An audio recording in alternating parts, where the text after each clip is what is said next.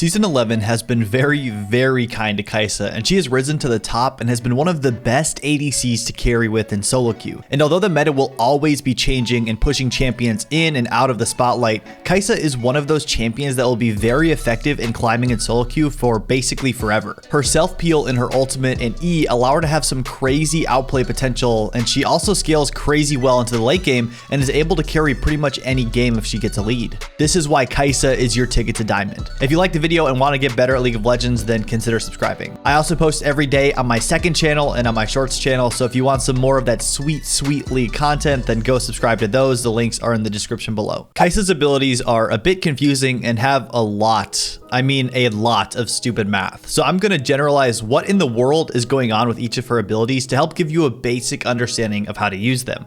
Kaisa's passive is called Second Skin and has 3 parts to it. We aren't even to a regular ability, and Riot packed 3 different things into her passive. The first part passively enables Kaisa to do magic damage on her auto attacks. The second part of her passive are the plasma stacks she applies when she autos her enemy or hits them with her W, Void Seeker. Her teammates can also apply plasma for her by using hard CC, and if her enemy has 4 plasma stacks on them, an auto or her W will rupture the plasma, dealing bonus damage. The third part of her passive allows her to evolve one of her abilities similar to the way Kha'Zix does. She is able to do this by scaling through the game and buying more items, which gives her even more stats. Wow, okay, that was a lot, and if you need a refresher, then watch all of that back quickly. Riot is trying to do way too much with that passive. Kaisa's Q is called Acadian Rain, and pressing this, nearby enemies or minions will fire 6 missiles, hitting them shortly after. This scales off attack damage, and when they attack a champion, they do less damage after the first one hits. And if her Q hits a minion that is low on health, they actually do double damage, so it's a great way to secure some last hits. This ability can be evolved and upgraded, and when it's upgraded, it launches 12 missiles instead of 6, and it's upgraded when you buy 100 bonus AD,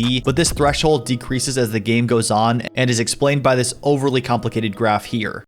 Kaisa's W is Void Seeker. It is a long-range missile that reveals the area around it and reveals the target it hits for a couple of seconds. It does magic damage, but scales off both AD and AP. Yeah, I don't know. And this ability also applies 2 stacks of plasma. This ability can be upgraded when you build 100 AP, and it then applies 3 stacks of plasma and refunds mana upon impacting an enemy champion. And although that was a lot, of all of Kaisa's abilities, this is the most straightforward, even though the math makes absolutely no sense to me.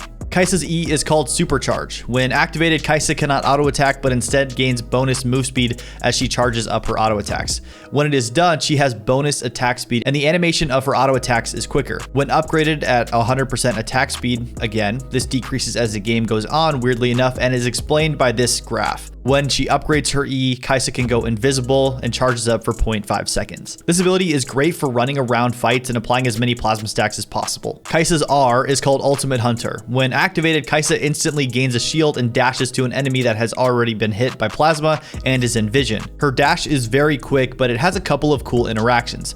The first is that it resets her auto attack animation, and she can also cast abilities during it. Thankfully, this ability is simpler than the others, and it's basically a dash that gives her a shield. It's great for dodging abilities, repositioning in a fight, or just protecting yourself from a targeted ability like Syndra ult. Here are some basic combos that can help you in your games. First, most of Kaisa's damage comes from her Plasma Rupture, which is her passive and hitting a full Q. Although Kaisa's missiles do less damage after the first, if you hit your enemy with all 11 of the remaining missiles, it does a lot of damage. I see a lot of low elo Kaisas throw out their W for poke, which is good and okay, but you also want to learn how to apply it in a close fight and weave it in with your other abilities. Remember, it has its own base damage and applies 2 plasma stacks, 3 if you're building AP, so it's crucial to hit this in a fight to maximize its usage and your damage. When fighting in a busy lane, it can be hard for you to hit your W because it can be easily blocked by a champion or minion, so using your ultimate to reposition to hit it can be big. Also, doing this into a point blank Q is a great play and a ton of burst damage. So you can get an auto attack in, ulti to reposition and reset your auto attack,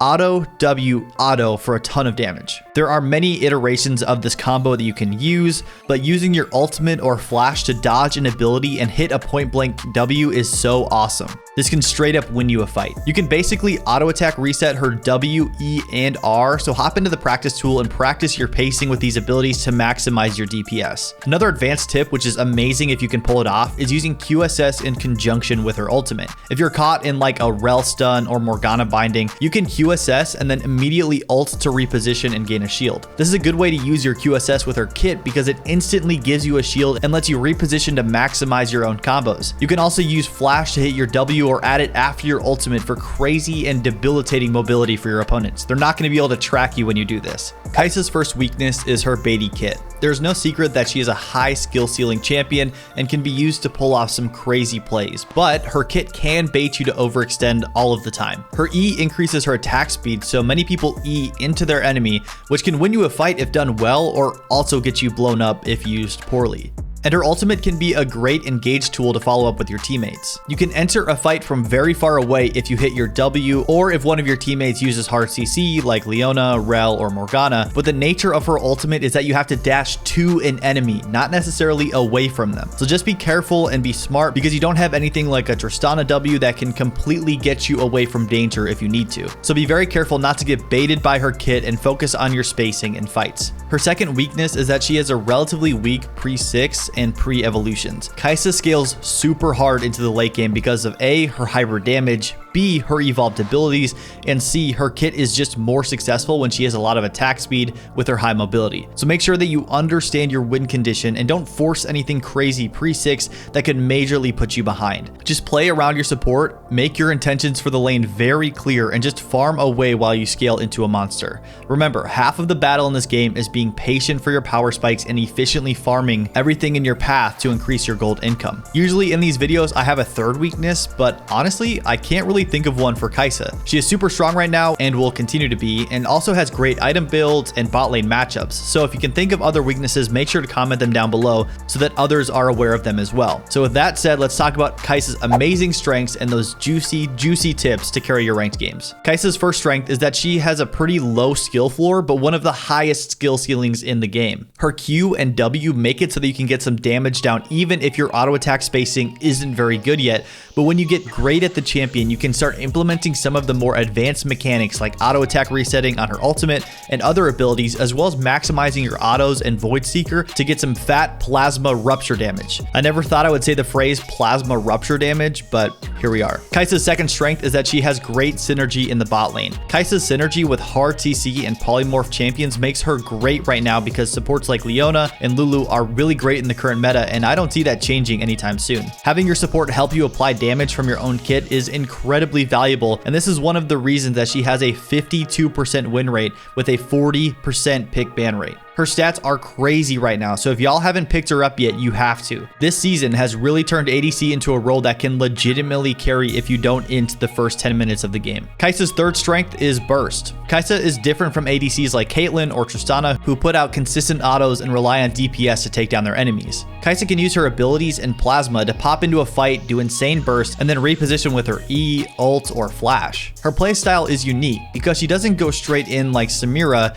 and doesn't just kite back in fights like Caitlyn, but a mix of both, sort of like whack-a-mole. You basically just hop in and out of fights using your mobility and crazy burst, and it really makes it difficult on your enemy about whether to focus you or go front to back in a team fight. Any sort of lockdown CC will blow you up, so make sure you learn spacing as an ADC and use this idea of whack-a-mole to pop in and out of fights. Okay, so I feel like in the past, I've been kind of vague during my tips to carries portion of these videos. There are some timeless truths and game knowledge that are important in order to win in this game, but for this video, I wanted to give you a couple of tips that won't cover the full game, but will give you more of a starting point of how to learn the game through the eyes of Kaisa. The first tip to carry is to learn how to tether and space in lane. And not only tethering, but spacing in general with your support so that you can get the most CS and take the least amount of poke within the first 5 to 10 minutes. You might be able to pull off a lucky kill if your support is insane, but you have no CC and very little mobility this early in the game. This contrasts with a champion like Jhin, who has CC, burst, mobility at level 2 and 3, so he has more poke and kill threat than Kaisa. In order to ensure your safety in the early game, you'll need to evaluate a couple of things before the game even starts. The first is, what is the matchup? Are you against an ADC like Lucian or Trist with an aggressive support like Thresh, Morgana, or Leona that can really punish your positioning early? Or are you against a Vayne and Janna? Thinking about the matchup before the game even starts will help you set up a game plan of how you want to play. In matchups that are hard, don't be afraid of using your Q and your W to secure as much CS as possible. They are great for short bursty trades, but in losing matchups or when you are hanging on just trying to CS, go ahead and use them to secure those last hits, but be careful not to do it so much that you just shove the wave towards your enemies, because then you could get ganked and throw the lane. The second tip to carry is to find picks. Kaisa is an insanely mobile carry and thrives when she has teammates around her with hard CC. So don't be afraid to fly into the enemy jungle to help your teammate get a pick, and don't be afraid to run mid if you have a laner like Lissandra or Annie with hard CC that can set up a play for you. These are great ways to get cheeky and free kills that will snowball you farther and farther ahead. Remember, this game is all about the small wins that you'll need to build in order to create a substantial advantage, so use your kit strategically and get those 2v1 and 3v2 situations early on in the game. The third and final tip to carry is to master Kaisa's mechanics.